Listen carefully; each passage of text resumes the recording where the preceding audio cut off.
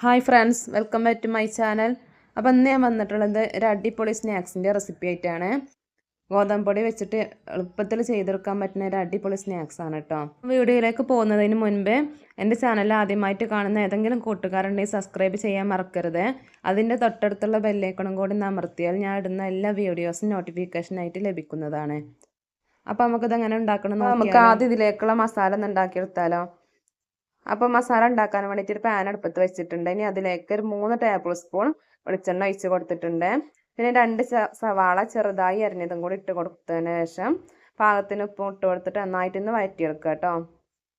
സവാള ഒന്ന് വന്നതിന് ശേഷം ഇതിലേക്ക് ഒരു ടീസ്പൂൺ ഇഞ്ചി വെളുത്തുള്ളി ചതച്ചതും പിന്നെ ഒരു പച്ചമുളക് ചെറുതായിട്ട് അരിഞ്ഞതും കൂടി ഇട്ട് കൊടുത്തിട്ട് നന്നായിട്ടൊന്ന് വഴറ്റിയെടുക്കുക കേട്ടോ. ഇഞ്ചിൻ്റെയും വെളുത്തുള്ളിൻ്റെ ഒക്കെ പച്ചമണം പോകുന്നത് വരെ. ഇനി ഒരു 1/4 ടീസ്പൂൺ മഞ്ഞൾപ്പൊടിയും 1/2 ടീസ്പൂൺ മല്ലിപ്പൊടിയും 1/2 ടീസ്പൂൺ എരിവുള്ള മുളക് പൊടിയും പിന്നെ 1/2 ടീസ്പൂൺ കാശ്മീരി മുളക് പൊടിയും ഒരു 3/4 ടീസ്പൂൺ ഗരം മസാലയും കൂടി ഇട്ട് കൊടുത്തിട്ട് നന്നായിട്ടൊന്ന് വഴറ്റിയെടുക്കുക കേട്ടോ. ഇതിലേക്ക് ഒരു തക്കാളി ചെറുതായി അരിഞ്ഞതും കൂടി ഇട്ട് കൊടുത്തിട്ട് നന്നായിട്ടൊന്ന് വഴറ്റിയെടുക്കണ്ടേ. ഇതിലേക്ക് കുറച്ച് ചിക്കനും കൂടി ഒന്ന് ചേർത്ത് കൊടുക്കണ്ടേ. പിന്നെ കുറച്ച് മല്ലിയിലയും കുറച്ച് കറിവേപ്പിലയും കൂടി ഇട്ടിട്ട് നന്നായിട്ടൊന്ന് മിക്സ് ചെയ്തെടുക്കുക. കുറച്ച് ചിക്കൻ സ്റ്റോക്കും കൂടി ഒഴിച്ചു കൊടുക്കണ്ടേ.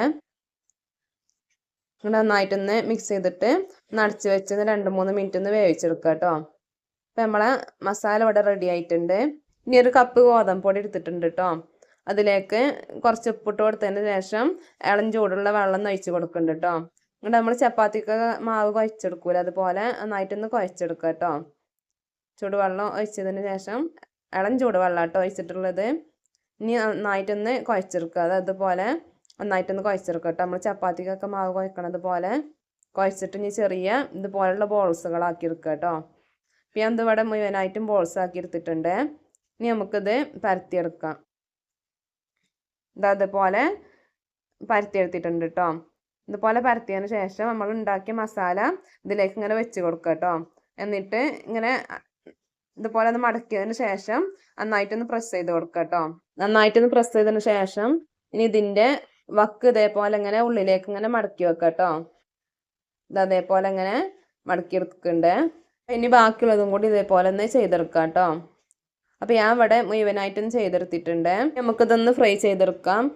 ഫ്രൈ ചെയ്തെടുക്കാൻ വേണ്ടിയിട്ട് ചട്ടി അടുപ്പത്ത് വെച്ചിട്ടുണ്ട്. അത് നന്നായി ചൂടായതിനു ശേഷം അതിലേക്ക് കുറച്ച് ഓയിൽ ഒഴിച്ച് കൊടുത്തിട്ടുണ്ട് കേട്ടോ.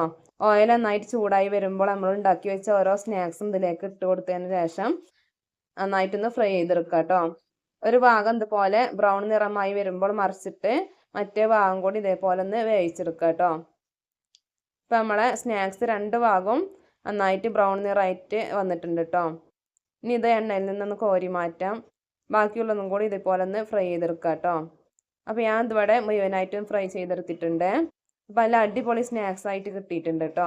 അപ്പോൾ എല്ലാവരും ഇതൊന്ന് ട്രൈ ചെയ്ത് നോക്കുക. എന്നിട്ട് നിങ്ങളെ കമൻറ്റുകളൊക്കെ ഒന്ന് അറിയിക്കുക കേട്ടോ.